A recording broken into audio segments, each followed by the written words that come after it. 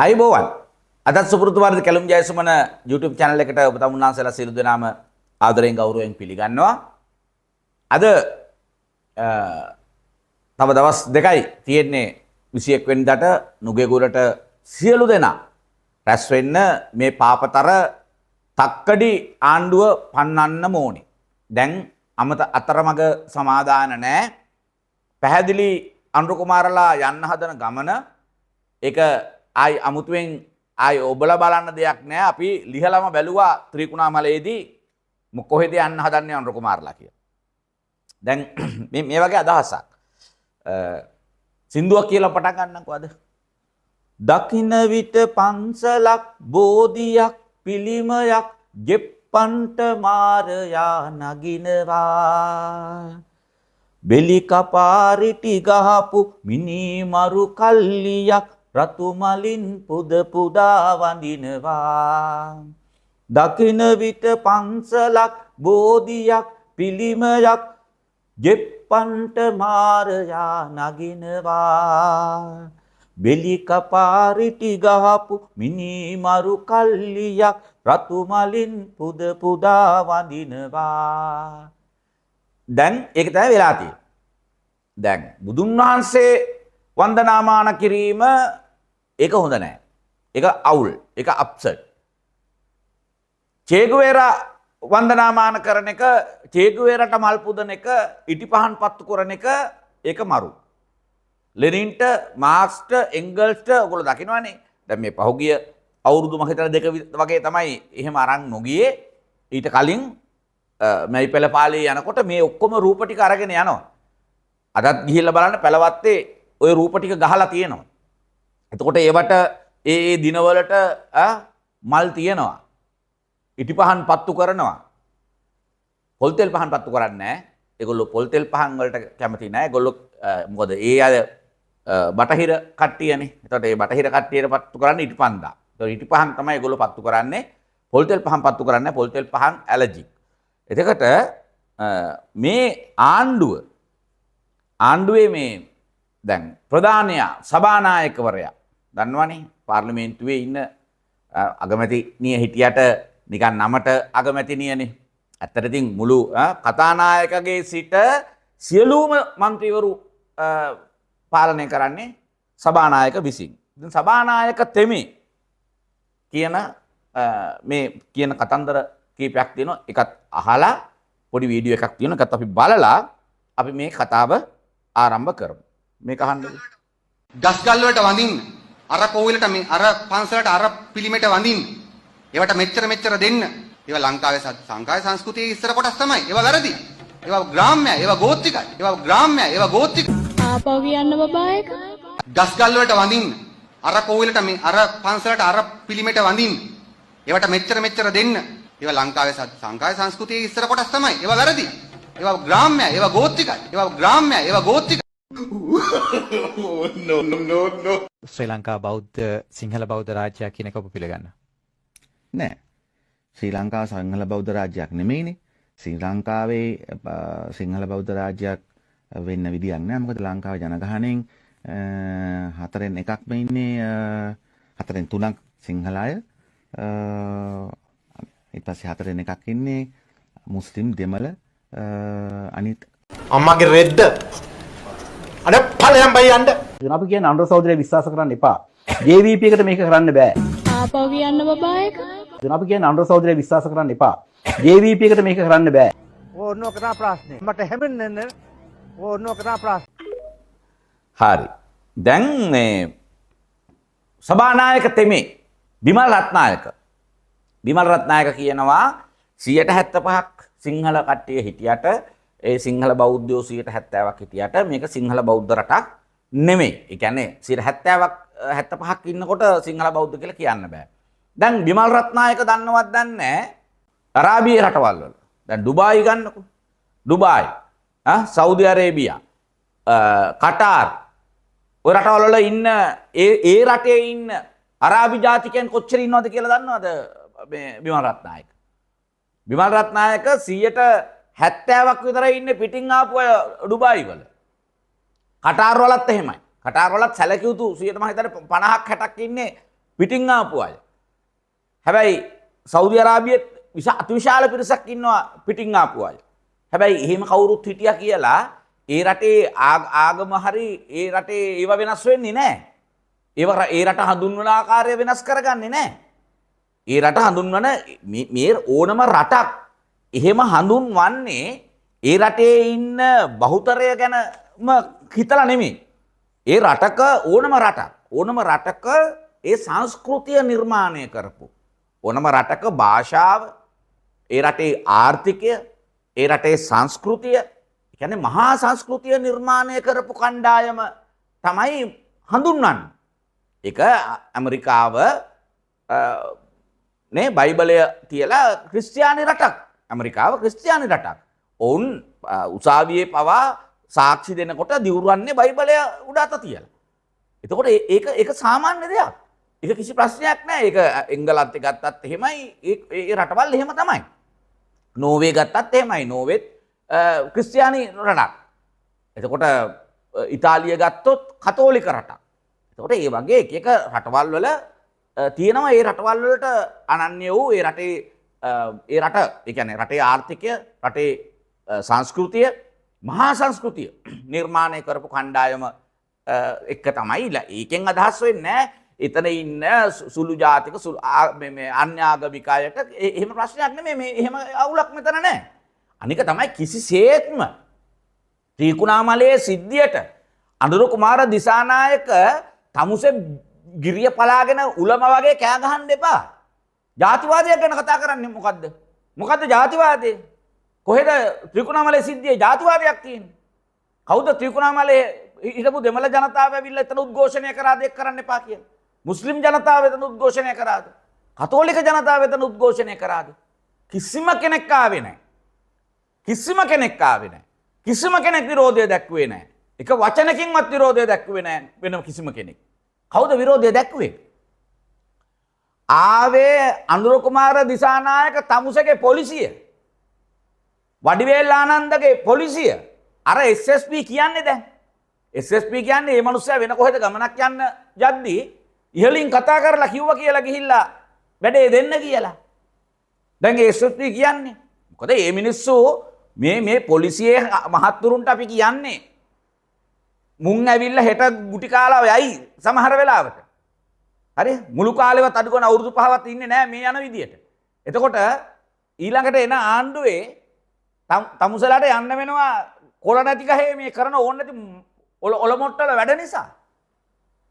නිකම් මේ තරු ගහගත්තට අන්තිමට තරු ගලවලා ගස් ලබු කනවා වගේ කන්න තමයි වෙන්නේ තරු. තරු විසි වෙනවා. හරි? තමුසලා මේ රටේ මිනිස්සුන්ගේ බදු මුදල් වලින් පඩි ගන්නේ උන්. තමුසලාට එච්චර රඟන්න බෑ. රටක තියෙනවා සංස්කෘතියක් තියෙනවා, රටක ඉතිහාසයක් තියෙනවා, රටක වෙනම එකක් ඒක.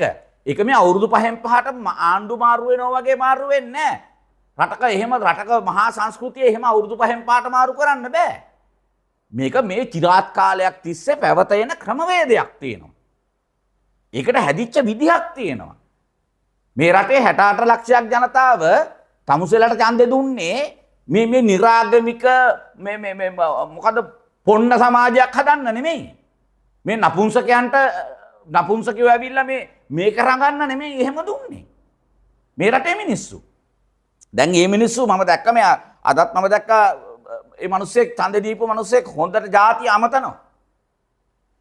හරි? මේ කරපු අපරාධය ගැන මේ එංගලන්තේ ඉඳලා මට අද කතා කරා බියට්‍රිස් කියලා මේ අපිට බොහොම හිතවත් මගේ මේ වැඩසටහන් බලන කෙනෙක් කතෝලික. ඔවුන් මම හිතන්නේ ගම වෙන්නප්පුවේ. එතකොට කතෝලිකයෝ ඔරිජිනල් කතෝලිකයෝ. හැබැයි ඔවුන් කතා කරලා කියනවා ඔවුන්ගේ හිත රිදුනා පපුවට දැනුණා ඒ කරපු අපරාධේ. කොට මේ රටේ කවුරුවත් සිංහල දෙමළ මුස්ලිම් බර්ගමැලේ කවුරුවත් කතෝලික හින්දු ඉස්ලාම් කවුරුවත් කැමති වෙන්නේ නැහැ ඔය තිරසං වැඩවලට. ඒ නිසා ඒව සාධාරණීකරනවා මෙතන ජාතිවාදයේ වැපරුවා නම් ආගම්වාදයේ වැපරුවා නම් ඒ සියල්ලම කරේ අනුර කුමාර දිසානායක තමුසේ. තමුසලාගේ මේ ඊනියා මාක්ස්වාදී චින්තනයයි. ඒක තමයි අර විමල් රත්නායකලගේ කටින් කියන්නේ. එතකොට මේ ඉන්න ඔලු කුණු කරගත්ත. හරි? උපන්ගේ කාලකන් පිංගුත්තර රැලක් හිතනවා උන්ට ඕන විදිහට මේක කරාඹන්න පුළුවන් කියලා මේ රටේ මිනිස්සුන්ගේ. ඒ වැඩේ කරන්න බෑ. ඕගොල්ලන්ට අපි මේ වැඩේ කරන්න දෙන්නෙත් නැහැ. ඒක සහතික කරලා කියනවා. ඒක වෙන්නෙම නැති එකක් ඒක. උඹලා කොච්චර දඟලුවත් උඹලට ඒක කරන්න දෙන්නේ නැහැ. සිරස මරු මහරජා. බලා නියමයි. දැන් අනුර කුමාරගේ කක්ක හොදන්නේ දිවෙන් මහරජා. කොච්චර දුර කරන්න පුළුවන්ද කියලා අපි බලමු. ඒක අපි හරි කැමති. දැන් මේ අන විදිහට වැරදිලා හරි මිහිඳු හාමුදුරුව වැඩියා නම් දේවානම්පියතිස්ස රජතුමා ඉන්නකොට වැඩිය එක හොඳයි. වැරදි හරි මේ අනුර කුමාරලා වඩිවේල් ආනන්දලා ඉන්න මේ කාලේ වැඩියා නම් එහෙම මිහිඳු හාමුදුරුවෝ මිහිඳු හාමුදුරුවෝවත් අරස් කරනවා. අනිවාර්යයෙන්. අරස් කළා නවතින්න අල්ලන් ගිහලා දානවා පොලිසිය කූඩුවට. ඊට පස්සෙන්ද කියයි ආරක්ෂා කරන්න දැම්මේ කියලා. දැන් දන්ත ධාතුන් වහන්සේ අරගෙන ආවනම් ජයසිරි මහ බෝධීන් වහන්සේ වැඩැම්මුවා නම් එහෙම බෝට්ටුවකින් හරි නැවකින් හරි පිට ඉන්දියාවේ ඉඳලා ඒවත් ඔක්කොම අරගෙන නඩු බාණ්ඩ හැටියට දානවා දන්ත ධාතුන් වහන්සේ නම් උසාවියට. මේ තිරසන්නු ටික මොකද්ද මේ කරන්නේ? හරි? උඹලා හිතන් ඉන්නවද මේක මේ කරාඹන්න පුළුවන් කියලා මුළු රටේම කරාඹලා මේ උතුරු කොරියාවේ සිස්ටම් එකට ගේන්න. කියුබාවේ අර ඉන්නේ රටෙන් භාගයක් ගණිකාව. කාලකන්ණි ජීවිත ගත කරන්නේ. එහෙම පිටින්ම කාලකන්ණි. හරි? දන්න අය ගිහිල්ලා YouTube එකට ගිහිල්ලා බලන්න. මේක බලනවා වගේම ගිහිල්ලා බලන්න YouTube එකට ගහලා කියුබාව ගැන විස්තර හොයන්න. අමු කාලකන්ණි. හරි? උතුරු කොරියාවේ අරගෙන බලන්න. ඒක තනිකරම එහෙම පිටින්ම මේ මිනි මස් කඩයක් ඒක. අපා දුක් විඳිනවා මිනිස්සු. නොවිඳිනා දුක් විඳිනවා. ලෝකේ වැඩියෙන්ම දුක් විඳින මිනිස්සු ඉන්නේ උතුරු කොරියාවේ. හරි? චීනේ ගත්තත් ධනය තිබ්බට මිනිස්සුන්ට ඒ මානසික නිදහස, සංස්කෘතික නිදහස, ආගමික නිදහස ඒව මොකක්වත් නැහැ. එතකොට මේ යන්නේ ලෝකේ තියෙන අජපල්ම පජාතම ගමනක මේ යන්නේ. මේ යුටෝපියානු අදහසක්. මේක යුටෝපියාවක්. හරි? දේශපාලන පාඩමක් කරන්න එනවා මේ ගැන කතා කරන්න, ගොඩක් කතා කරන්න ගියොත්. දැන් අනුරගේ මේ තංගල්ලේ කුඩු රැස්වීම. දැන් අනුර තංගල්ලේ යනවා මේ කුඩ්ඩොන්ට බණ කියන්නේ. මොකද තංගල්ලේ පැත්තේ අර අවුනානේ. ඒගොල්ලගේ කට්ටිය දිගට දැන් ඒගොල්ලෝ කට්ටිය අහු වෙනවා. දැන් අගමුල මාරු වෙලා ඉන්නේ වයර් ෂෝට් වෙලා තියෙන අනුර කුමාරගේ. දැන් අනුර කුමාරය යනවා කුඩු රැස්වීම කරන්න. මේ කුඩු රැස්වීමට දැන් සෙනග නැහැනේ. කවුද එන්නේ මේ කුඩු රැස්වීම? දැන් අනුර කුමාරගේ බයිලා අහන්න කවුරුවත් එන්නේ නැහැ. දැන් ඔයගොල්ලෝ හොඳටම බලන්න අනුර කුමාර පාර්ලිමේන්තුවේ ඇවිල්ලා කරන කතාව ලයිව් දෙනවනේ. channel කීපයක ලයිව් දෙනවා. හැම channel එකේම hina මූණු තමයි වැඩි. ඩෝබි channel එකේ සිරසම අරගෙන බැලුවත් hina මූණු වැඩි. ඒ කියන්නේ දැන් අනුර කුමාර තමුසේගේ බයිලා මේ රටේ මිනිස්සු අහන්නේ නැහැ. හරි? කෙබර කොටාම තමයි දැන් ඔරිජිනල් කෙබර කොටා. තමුත්තේගම කෙබර කොටා. දැන් තමුසේ කතා කවුරුත් අහන්නේ නැහැ. ඒව අහන්න අප්‍රසන්නයි. මූණ දකින්නත් අප්පිරියයි. හරි? කාලිංග මාගවම තමයි පේන්නේ බැලුවම. එතකොට දැන් ඒකට සෙනගා දෙන්න අන්න දකුණු පළාත් සීනියර් DIG ගහනවා ලියුම් ස්ථානාධිපතිවරුන්ට සෙනග අරන් එන්න කියලා. තංගල්ලෙන් 300 ගානයි, බෙලියත්තෙන් 400 ගානයි. දැන් අනුර කුමාරගේ වැල්බයිලා අහන්න සෙනගා දින්නේ පොලිසියෙන්. දැන් මේ ලියුම් එළියට ඇවිල්ලා තියෙනවා. නියත වශයෙන්ම ඊළඟ ආණ්ඩුවක ඔය ලියුම් ගහපු එවුන්ට හිරේ යන්න වෙනවා.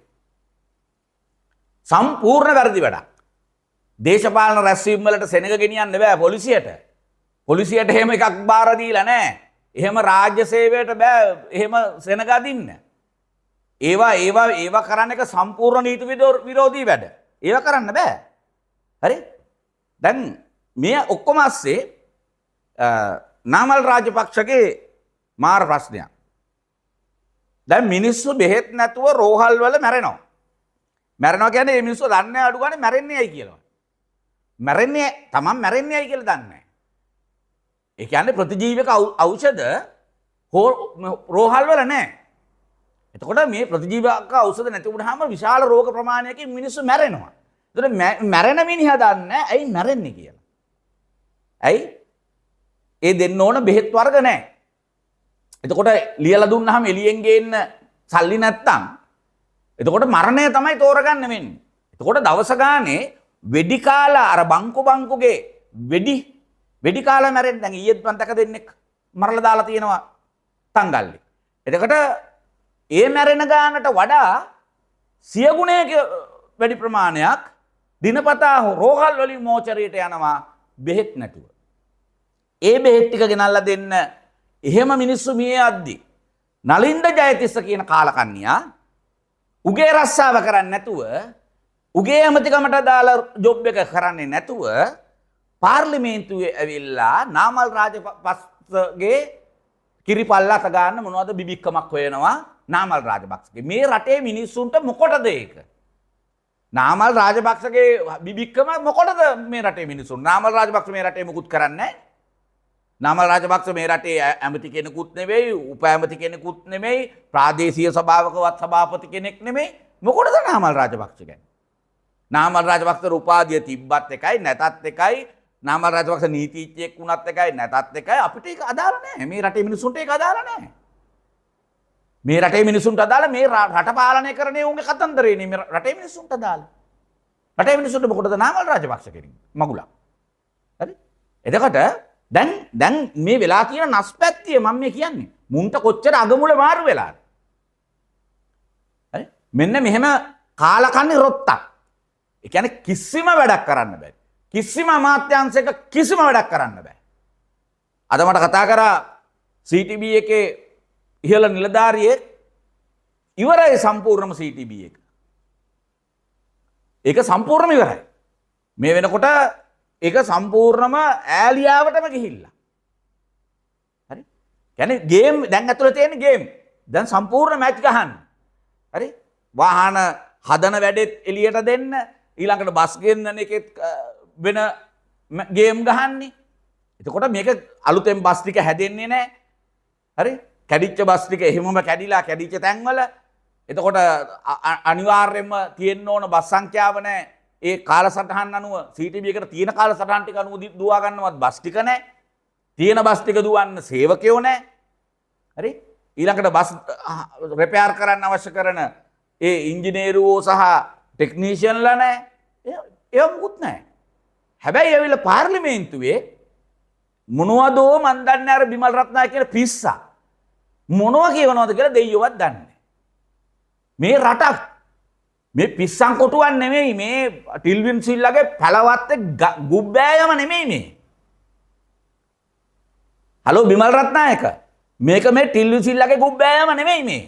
මේක රටක් මේ ශ්‍රී ලංකා ප්‍රජාතාන්ත්‍රික සමාජවාදී ජනරජය මේ 2 කෝටි 17 ලක්ෂයක් පණ ගැහෙන මිනිස්සු ජීවත් වෙන රටක් මේක. අවුරුදු 2500කට වැඩිය ලිඛිත ඉතිහාසයක් තියෙන සිංහල දෙමළ මුස්ලිම් බර්ගමැලේ මිනිස්සු සතුටෙන් එකතු වෙලා ජීවත් වෙන රටක් මේක. තොපි මේ කාබාසිනිය කරමින් ඉන්නේ. හරි? දැන් මේ වඩිවැල් ආනන්ද මම දන්නේ නැහැ ආනන්ද විජේපාලද මොකද්ද කියලා දන්නේ නැහැ. දැන් අපි ආනන්ද විජේපාලගෙන් අහනවා කරුණාකරලා අපිට කියන්න ආණ්ඩුව නෙමෙයි නම් මේ බුදු පිළිමේ පැහැරගෙන යන්න. මුතු කුඩේ කඩලා හාමුදුරුවන්ට පහර දෙන්න. ආණ්ඩුව නෙමෙයි නම් ඒ නියෝගය දුන්නේ. අනුර කුමාර නෙමෙයි නම් ඒ නියෝගය දුන්නේ. වඩිවේල් ආනන්ද නෙමෙයි නම් ඒ නියෝගය දුන්නේ. දැන්කෝ ඒක කරපෙවුන් අත්අඩංගුවට අරගෙන. එහෙම ආණ්ඩුව නොදැන කරා නම් දැන් SSP කියනවා ඉහලින් ආපු නියෝගයකට තමයි කරේ කියලා. එතකොට ඉහලින් ආපු නියෝගයක් තියා මොන නියෝගයකටවත් ස්වාමින් වහන්සේලාට පහර දෙන්න බෑ ඒ SSPට. ඒකට තමුසෙට වෙනම පරිප්පුවක් තියෙනවා සෙට් වෙන්න ඕනේ. ඒක දැන් නොවුනත් නියත වශයෙන්ම ඊටා නුදුරෙම ඒක වෙන්න ඕන. ඒක නොවුනත් සෝබාදහම ගානට දඬුවම දෙයි. වැඩිකල් පයින් ඇවිදින්න හම්බ වෙන්නේ නැහැ. සෝබාදහම ඒක ගානට දඬුවම ඔයාට හම්බෙයි. සහාර ස්වාමීන් වහන්සේලාට පහර දීපු එවුන්ට. එතකොට එහෙම කරන්න බෑ රටක. අනික උන්වහන්සේලා කිසි වැරද්දක් කරලා නැහැ. ඔප්පු තියෙන පන්සලක් තිබිච්ච ඒක සුනාමියට ගහ කඩාගෙන ගිහිල්ලා 1951 ඉඳලා තිබිච්ච 2014 මහින්ද රාජපක්ෂ ජනාධිපතිවරයා ඔප්පුවක් දීපු ඒ පන්සලේ ගෙනල්ලා බුදු පිළිමයක් තියන්න නැතුව ඉතින් ඇවිල්ලා මාක්ස්ගේ එංගල්ස්ගේ ලෙනින්ගේ පිළිම තියන්නද රෝහණ විජේවීරගේ පිළිමයක් තියන්නද කියලා වඩිවේලානන්ද කියන්නේ. මොකද්ද කරන්න කියන්නේ? හරි? එහෙම කරන්න බෑ. එතකොට මෙන්න මේ කාරණා. දැන් මේවත් එක්ක මෙන්න මේ රට යන දිශාව මම මේ කියන්නේ දවස ගානේ මේගොල්ලෝ මේක අකුලගෙන එන විදිහ. දැන් මෙතෙක් කල් තිබුණේ පොලිස් වාර්තාවක් ගන්නවා නම් අපි ග්‍රාම සේවක ළඟට ගියා, චරිත සහතිකයක් ගත්තා, පොලිසියට ගියා, පොලිස් වාර්තාව ගත්තා. මෙන්න දැන් අලුත් එකක් අඳුන්වලා දීලා. දැන් එහෙම ගන්න බෑ. දැන් ග්‍රාම සේවකගේ චරිත සහතිකයේ මදි මහජන ආරක්ෂක කමිටුවේ. මහජන ආරක්ෂක කමිටුවේ ඉන්න JVP එකේ පෝස්ටර් මල්ලි පාප්ප මල්ලිගෙන් නුත් ගන්න ඕනේ චරිත සහතිකයක් පොලිසියට දෙන්න. එතනින් එහෙම තමයි චරිත සහතිකය ගන්න පුළුවන්. දැන් ග්‍රාම සේවක ගිහිල්ලා පොලිසියට ගිහිල්ලා එහෙම ගන්න බෑ. දැන් ගන්න තියෙන ක්‍රමය තමයි JVP මල්ලිට දණ්ඩ නමස්කාර කරලා JVP මල්ලිගේ කැමැත්තෙන් JVP මල්ලි බලන්නේ මොකද්ද? JVP මල්ලි බලන්නේ මාලිමාවට හෝ JVP එකට පක්ෂපාතීද? දැන් උට බලන්න තියෙන්නේ ඒකනේ. ඌ දන්න රෙද්දක් තියෙනවා මිනිස්සු ගැන. උට බලන්න තියෙන්නේ ඌගේ පක්ෂයට පක්ෂපාතීද? JVP එකට විරුද්ධද නැද්ද? ඒතර මට ජීවිතේටවත් දැන් චරිත සහතිකයක් ගන්න බෑ. ඇයි? දැන් මේකේ ඉන්නේ උන් ටික ඔක්කොම දන්නවනේ මගේ හැටි. මම උන්ට විරුද්ධයි කියලා දන්නවනේ. ඒතර උගේ අනුමැතිය හම්බෙන්නේ නැතුණාම මට චරිත සහතිකයක් ගන්න බෑ. ඒතර මේ රටේ ඉන්න සාතිශය බහුතරයකට චරිත සහතිකය ගන්න බෑ. විපක්ෂ නායකයා වගේ හිටියත් පුළුවන්. සජිත් ප්‍රේමදාස වගේ ඉන්නවා නම් පාර්ලිමේන්තුවේ විතරක් බොරුවට පොඩ්ඩක් කෑ ගහලා ඉන්නවා නම් එහෙම පුළුවන්. ඒ ගානට ඉන්නවා නම් පුළුවන්. ඔය පාර්ලිමේන්තුවේ ගොඩක් ඉන්නේ. දැන් ඔය 60ක් හිටියට 5-6 දෙනායිනේ කෑ ගහන්නේ. 5-6 දෙනායි ආණ්ඩු විරෝධය ඇත්තට ආණ්ඩු විරෝධීව කතා කරන්නේ. අනිත් පිරිස ඉන්නවද නැද්ද කියලා පාර්ලිමේන්තුවේ එහෙම උන් ඉන්නවද නැද්ද කියලා අපි දන්නේ නැහැ කවුරුවත්. අපි දකින්නේ නැහැ. වෙන බහුබූත කතා කරනවා මිසක් එහෙම මුකුත් වෙන්නේ නැහැ. ඒතර එහෙම ඉන්න අයට පුළුවන් චරිත සහතික ගන්න. අනිත් අයට චරිත සහතික ගන්න බෑ. දැන් මේ අවසාන වශයෙන් කියනවා මේ 21 රැස්වීමට හැමෝම එන්න කියලා ඉස්සලා ආරාධනා කරනවා. දැන් යනම කතාවක් මේ නාමල් රාජපක්ෂගේ මල්වර මංගල්‍යලු මේ දැන් මේ තියෙන්නේ 21 වෙනිදා. මගේ මිත්‍ර වරුණ රාජපක්ෂ කියන්නේ. මම වරුණට කියනවා වරුණ පිටපොට මාරු කරගන්න එපා. නාමල් රාජපක්ෂ මල්වර වෙන්න දෙයක් නැහැ නේ. නාමල් රාජපක්ෂ 2024 මල්වර වුණානේ. නාමල් රාජපක්ෂ ජනාධිපතිවරට ඉල්ලුවා 2024. සජිත් ප්‍රේමදාසත් ඉල්ලුවා. රනිල් වික්‍රමසිංහත් ඉල්ලුවා. අනුර කුමාර දිසානායකත් ඉල්ලුවා. අමුතුවෙන් දෙපාර මල්වර වෙන්නේ මන් දන්නේ නැහැ. වරුණ දන්නවද කියලා මම නම් දන්නේ නැහැ දෙපාරක් මල්වර වෙන කට්ටිය ගැන. හරි? එතකොට මේ මොකද්ද මේ මොකද්ද මේ කරන්නේ? මේක තනුවක කරනවා. ඒ කියන්නේ Tamanට මේකට මූණ දෙන්න බැරුව, Tamanගේ නායකයාට මේකට මූණ දෙන්න බැරුව බී වාර්තාවල් වලට බයි හැංගිලා ඉන්න එක බැලන්ස් කරන්න. දැන් මේක නාමල්ගේ බඩ උඩින් යන්න යනවා. හරි? නාමල් නෙමෙයි. මෑමල් හරි කමක් නැහැ. මේ වෙලාවේ ඒක නාමල්ද කවුද අපිට වෙන කවුරු හරි ඔය මේ සිහාන් මිහිරංග හරි කමක් නැහැ මේ වෙලාවේ. නාමල් පැත්තක දාන්නද? ඉරාජිත් වීරරත්න උනත් කමන්නේ. මේ වෙලාවේ ආණ්ඩුවට එරෙහිව ඇත්ත විරෝධය ආණ්ඩුවේ බී වාර්තාවලට බය වෙලා නඩු වලට බය වෙලා නෙමෙයි. ඇත්ත විරෝධය පාන ඕනම කෙනෙක් එක්ක මේ රටේ මේ තක්කඩි තිරිසන් පාදඩ ආණ්ඩුවට විරුද්ධව පෙළ ගැසිය යුතුමයි. ඒක කවුරු මල්වර වෙන්නේ නැති උන් එක හිටියාම මල්වරවන ඒවා ගැන ප්‍රශ්නයක් තමයි වරුණ. ඒක ප්‍රශ්නයක්. ඇත්ත. ඒක හදවත කඩාගෙන යන ප්‍රශ්නයක්. ඔව්. ජීවිතේට මල්වර වෙන්නේ නැති එකක් මල් පිපෙන්නේ නැත්තම් ගස් තිබ්බට තියෙනවනේ ගස් මල් නැති ගස්. එතන මල් පිපෙන්නේ නැත්තම් ගෙඩිත් නැහැ. එතන මල්වර වෙනවා කියන්නේ ඒකනේ මල් පිපෙන එක නේද? එතන මල්වර වෙන්නේ නැති එකක්. වඳයි. එතන වඳ නම් වඳ එකක් යට ඉඳගෙන මල් පතල වැඩක් නැහැ වරුණ. හරි? අපිට කමක් නැහැ කවුද අපිට XYZ කිසි ප්‍රශ්නයක් නැහැ. අපිට මේ රටේ කැලුම් ජයසුමන ජනාධිපතිවරණයට ඉල්ලන්න අදහසක් නැහනේ. නෑ කවුරුවත් නැත්තම් ඒත් ඉල්ලනවා. කවුරුත්ම නැත්තම්. කියන්නේ මේක කරන්න කවුරුවත් නැත්තම් එතකොට අපි ඒක කරන්න වෙනවනේ. ඒ කියන්නේ අවසාන ඉතුරු වෙලා ඉන්නේ මන් නම් ඒකද මං කරන්න ඕනේ. හැබැයි එහෙම දැන් ප්‍රශ්නයක් නැහැනේ. ඕකට තරම් ඉන්නවනේ නායකයෝ පඳුරක් ගානේ නායකයෝ ඉන්නවනේ. එතකොට ඒ නායකයෝ ඇවිල්ලා මේක අතට ගත්තොත් අපි ලෑස්ති අපිට කිසි ප්‍රශ්නයක් නැහැ. ඒක කවුද කියන එක අදාළ නැහැ. මේ වෙලාවේ තියෙන රටට තියෙන අභියෝගය. රටට තියෙන අභියෝගය. ජාතියට තියෙන අභියෝගය. රටේ ආර්ථිකයට තියෙන අභියෝගය. හරි? එතකොට මේ රටේ ඉන්න සාතිශය බහුතරයක් වෙච්ච සිංහල බෞද්ධයන්ට තියෙන අභියෝගය. එතකොට මේ අභියෝග වලට මුහුණ දෙන්න ඒ අභියෝග ඇති කරන්නේ කවුද? ඒ අභියෝග නිර්මාණය කරලා තියෙන්නේ කවුද? මේ මොහොතේ මේ අනුර කුමාර දිසානායක ප්‍රමුඛ මේ පාදර කල්ලිය, මේ මුග්ධ කල්ලිය. එතකොට ඒකට එරෙහිව හිට ගන්න ඕනම මිනිහෙක් එක්ක අපි හිට ගන්න ලෑස්ති. ඒකට සීමාමායිම් නැහැ. හරි? මම දැක්කද රනිල් වික්‍රමසිංහ හිටපු ජනාධිපතිවරයා තීන්දුවක් අරන් තියෙනවා මුළු පක්ෂයම සහභාගී වෙනවා කියලා ඒ වැඩසටහනට. එතකොට Tamanට බැරි නම් ඒ බෑ කියලා කියන්නේ. නිකන් වෙන බයිලා ගහන්න එපා. හරි? එතකොට ඕවට උත්තර දෙන්න වෙනවා. එතකොට ඒ උත්තර දුන්නාම සමහර වෙලාවට නැවත අපිට එකට වැඩ කරන්නත් බැරි වෙයි ඒ ලෙවල් එකට ගියොත්. ඒක නිසා බොහොම පරිස්සමෙන් වැඩ කරමු. හරිද?